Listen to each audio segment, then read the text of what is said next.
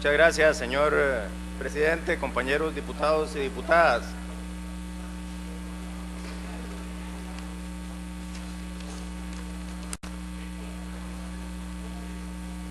El artículo 121, inciso 24 de la Constitución Política, dispone que esta Asamblea Legislativa puede formular interpelaciones a los ministros de gobierno y además, por 2/3 de votos presentes, censurar a los funcionarios cuando, a juicio de la Asamblea, fueren culpables de actos inconstitucionales o ilegales o de errores graves que hayan causado o puedan causar perjuicio evidente a los intereses públicos. Se trata de una votación calificada que requiere la concurrencia de 2/3 de los miembros de esta Asamblea y de medidas de control político que pueden tener lugar cuando se dé alguno de los supuestos allí contemplados: actos inconstitucionales, actos ilegales o errores graves que causen perjuicio evidente. La moción presentada por varios jefes de fracción señala en su punto 3 que el ministro de Hacienda, Fernando Herrero Acosta, debe ser censurado por esta Asamblea Legislativa porque llamó traidores de la patria o traidores al país a los diputados de la República que aprueban leyes sin el correspondiente contenido económico. Y agrega la moción que la ofensa directa a los 57 diputados de la Asamblea al atribuirles una conducta dolosa constitutiva del más grave de los delitos que pueda cometer un ciudadano, el de traición a la patria, en sí justifica el voto de censura, y que además el ministro Herrero incurrió en una conducta típica de difamación calumniosa contra anteriores diputados y jefes de Estado de Costa Rica, ya que las leyes en nuestro país no son aprobadas solo por la Asamblea Legislativa, sino que han de contar con la sanción del respectivo presidente de la República en todos los casos. A mí me parece que de la letra misma de la moción que estamos discutiendo se desprende con toda claridad que no nos encontramos en ninguno de los supuestos que establece el inciso 24 del artículo 121 de la Constitución Política. No estamos ante un acto inconstitucional, no estamos ante un acto ilegal y no estamos ante ningún error grave que cause perjuicio evidente a los intereses del país, a los intereses públicos. A pesar de que no nos encontramos en ninguno de esos supuestos, y sinceramente les digo que yo no me siento para nada aludido por las palabras que utilizó el ministro Herrero, decía que a pesar de que no estamos en ninguno de los supuestos que establece el artículo 121, inciso 24, esta Asamblea Legislativa va a dedicar 57 horas de plenario, tanto de semanas anteriores como de muchas semanas posteriores, a divagar sobre este tema.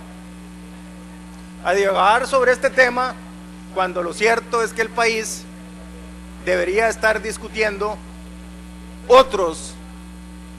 de mucho mayor trascendencia. Probablemente las palabras del ministro Herrero no han sido las palabras más felices que un ministro haya pronunciado para referirse a los miembros de esta Asamblea Legislativa. Pero me pregunto yo, ¿qué perjuicio, si efecto alguno, han tenido esas palabras cuando las pronunció al presentar el presupuesto del año entrante? Ninguna, absolutamente ningún efecto, absolutamente ningún perjuicio, absolutamente a nadie le interesa lo que pudo haber dicho en ese contexto en la presentación, porque la verdad es que la intención que tenía el señor ministro al presentar el presupuesto era simplemente recordarnos la importancia que para el país tiene el que tengamos un presupuesto equilibrado y que debemos tener cuidado al aprobar legislación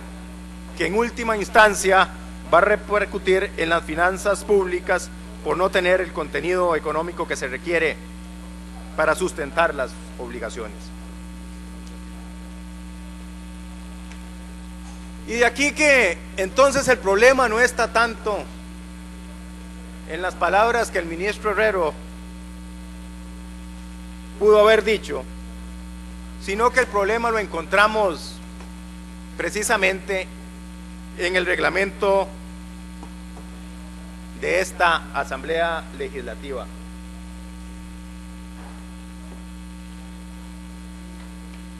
Un reglamento que nos permite a cada uno de los diputados hablar hasta 1 hora sobre este tema y sobre otros muchos temas, desperdiciando a veces el tiempo que tan caro le salen a los costarricenses y cansando al público que nos escucha, que en su mayoría se limita a ser los padres, hijos y parientes de los señores diputados y diputadas de este Congreso. De ahí que hayamos venido diciendo desde hace muchos meses, muchas semanas, muchos años, que una de las reformas más importantes que debemos hacer en esta Asamblea Legislativa es precisamente la de ese reglamento. La de ese reglamento que permite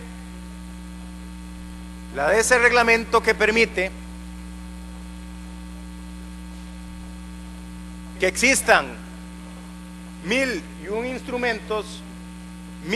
instrumentos para trazar las votaciones, para trazar las discusiones y para hacer perder el tiempo del país en estas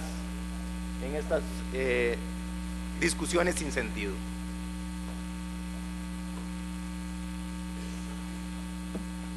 Hemos dicho por ello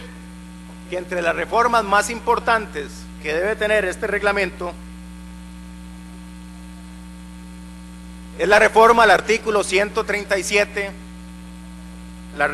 reforma al artículo 138, la reforma al artículo 154, la reforma que limita el uso y el abuso de la palabra de parte de los señores diputados,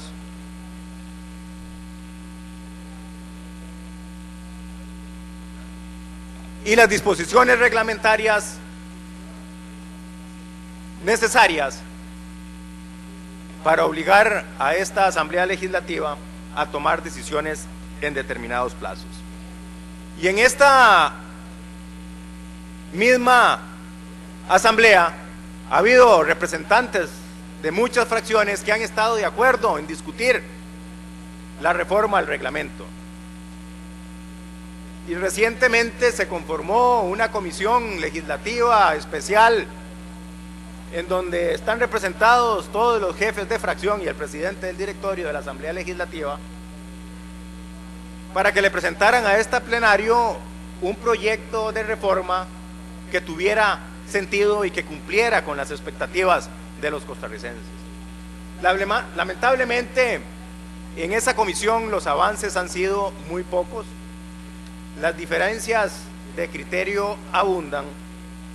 y yo me temo que si no hacemos un esfuerzo extraordinario, tanto en términos de tiempo como de voluntad política, para avanzar en la reforma del reglamento, esta será una nueva intentona sin frutos, que no podrá darle a esta Asamblea Legislativa el reglamento moderno que se requiere para responder a las necesidades de los costarricenses oportunamente y de manera inteligente. Yo quisiera aprovechar la discusión, si es que podemos llamarla así, en torno al voto de censura solicitado por algunos jefes de fracción, para hacer un llamado nuevamente a la necesidad de reforma del reglamento de la Asamblea Legislativa, y que además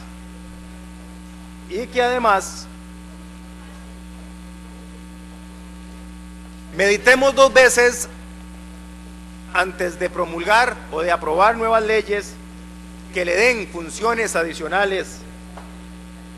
a esta Asamblea Legislativa. Todavía recientemente, en una de las comisiones plenas, se discutía la conveniencia o no de otorgarle a esta Asamblea Legislativa una nueva potestad, de que llamara a cuentas anualmente al presidente del Banco Central para que nos hablara de la política monetaria. Una función adicional no contemplada por la Constitución política, que nos hará tener que dedicar más tiempo de este plenario a discusiones que no nos llevan a ningún resultado, y por eso yo he manifestado la inconveniencia de aprobar esa reforma. Como estoy en desacuerdo también con que esta Asamblea Legislativa haya venido acumulando funciones no atribuidas directamente por la Constitución política para el nombramiento de los miembros de la Junta Directiva del Banco Central, para el nombramiento de los miembros de la Junta Directiva de la ARECEP, para la ratificación de la Procuradora o del Procurador General de la República. Espacios valiosos que podrían estar siendo dedicados a la discusión de proyectos importantes y que aquí se dedican, sin embargo, a monólogos de hasta 1 hora cada uno, sin que muchas veces se ponga atención alguna, y probablemente con toda razón, porque no es importante lo que decimos, y en muchas ni siquiera se está en presencia aquí en el plenario de la Asamblea Legislativa. Yo le agradezco al diputado don Edgardo Araya por haberme cedido esta interrupción para hablar de este tema y pedir que aprovecháramos el espacio para la reflexión en relación con la necesaria reforma al reglamento de la Asamblea Legislativa. Muchas gracias, diputado Araya.